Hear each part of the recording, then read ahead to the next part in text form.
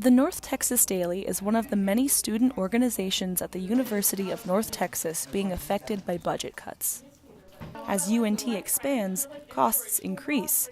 Money that is allocated to go to organizations is being taken away and being put to use in other areas.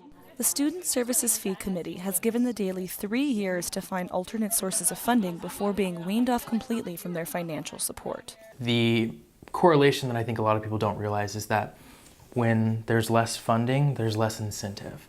When there's less incentive, there's less quality work because, a lot of people can't afford to do this work because it's a huge time commitment without being paid, and rightfully so. The Daily does receive revenue from companies that buy advertising space in the paper, but it is not enough to cover all of their costs. It is possible that the Daily will not have the budget to print over the summer, which would be the first time in its history.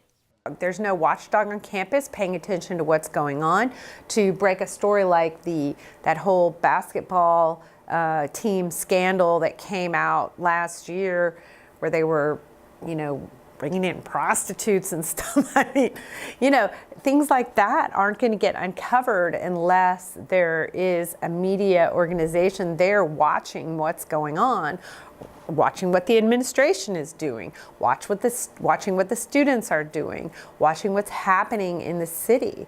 So if we don't have that, that's going to be a huge detriment to everybody in the community because they're not going to have that voice. For NTTV News, this is Sarah Fischer.